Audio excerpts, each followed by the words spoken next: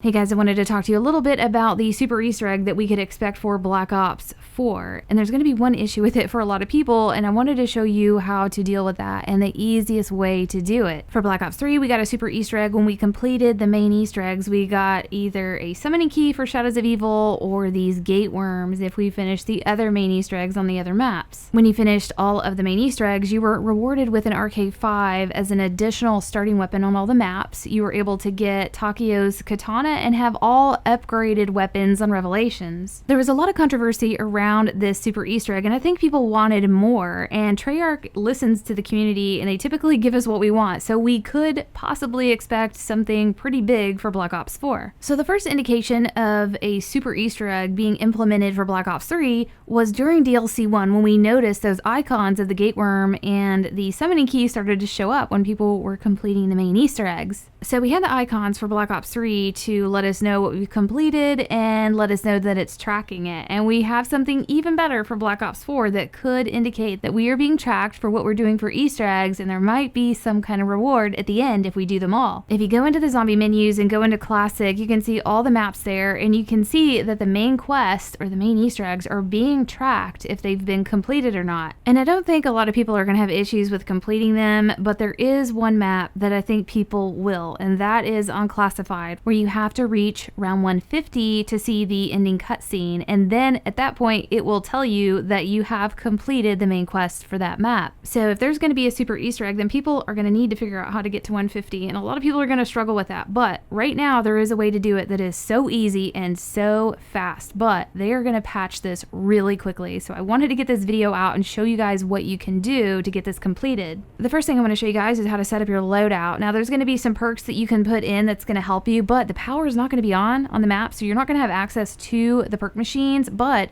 you can use these talisman to give you perks without actually having to buy them or turn on power. These talisman are located under the rare section, and it's these four right here. It's the major amulet of the first, second, third, and fourth circle. If you have any of these, I would definitely use them, and if you don't have them, it's not a big deal. This just will help to speed things up. The only two perks you're really concerned with are Time Slip and Stronghold. If you put Time Slip in just a regular slot, it's going to speed up the cooldown of your Wraith Grenade. That's what you're going to be using the most. If you put Time Slip in the modifier spot, it's going to help the cooldown of your Ragnaroks, which you're going to be using as well. So Time Slip in the modifier spot, if you have that amulet, will work great. Or you can opt for the Stronghold, which is going to increase your damage that you're going to be doing with the Wraith Grenades, and that could help speed things up. It will obviously burn and kill the zombies a little bit faster. So the perks are optional, but you will have to have this free elixir here. It's the common, it's the anywhere but here, so make sure you have that in your loadout. There are no other elixirs that you're going to need, but you can do the epic elixir perk up. That can give you 4 extra perks if you don't have one of those major amulets to give you a perk.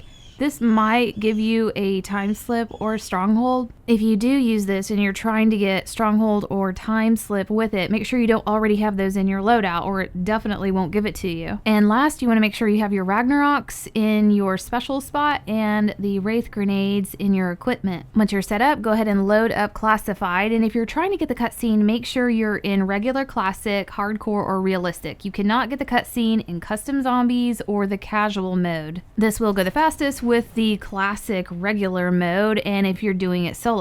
Next thing you want to do is come to the side passage and open this door only to the central filing, and you want to walk through that metal detector while drinking the elixir anywhere but here. And if you do that correctly, it's going to put you into God mode. Make sure that when you're setting this glitch up that you only open that one metal detector door and then do the glitch. You can't open up to the other areas because then it won't work. It'll just teleport you and it won't put you into God mode. Now I've already made a video about this glitch, but I wanted to show you guys the best way to use it for getting the cutscene and doing it solo and it being extremely fast. So what you want to do is head towards this direction right here and get into this elevator. Then buy the elevator and head down into the war room. room. This strategy is going to show you what doors not to open and where to go so that you can get these zombies to pile up in one spot. If you're in other parts of the map, they tend to pile up in multiple locations, which is difficult to deal with, or they are just completely scattered. So once you get into the war room, you want to leave this debris closed. Do not open this. What you're going to be doing is staying up on this upper level, and if you do this, then all the zombies are going to pile up over here in this corner. This is the only place on the map where this works really well. If you go to Area 51, there's going to be two different pile-ups. If you're in the spawn area, they're just all over the place. Same thing with the laboratory.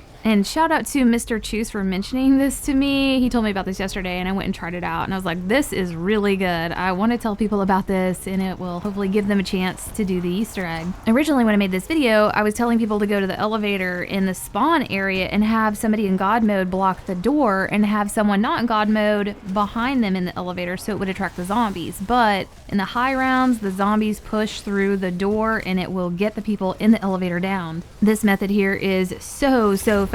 So in the 20s, the rounds are about 45 seconds long. In the 30s, they're about a minute and a half. In the 40s, they're about a minute 45. And in the 50s, it gets to around 2 minutes and 20 seconds per round. The best thing to do might just be to stand right in the pileup. That's what I was doing, and throwing Wraith grenades at your feet. And when the Ragnaroks are ready and you've got them leveled up to level 3, you can just plant them. And that will help to kill a bunch of zombies really fast. Standing in the pileup also allows you to quickly pick up the power-ups. The insta-kills are really useful because in the higher rounds, it's going to burn these zombies really fast. And you can buy the SMGs on the wall up here that you can just spray if you pick up an insta-kill. Also, if you're surrounded by zombies and there is a power-up just out of your reach, then all you have to do is jump and you'll be able to collect it. Again, this is an extremely fast method. You're going to get to the cutscene in no time, and I'll talk more about how long that might actually take. Here's some footage here from Honda.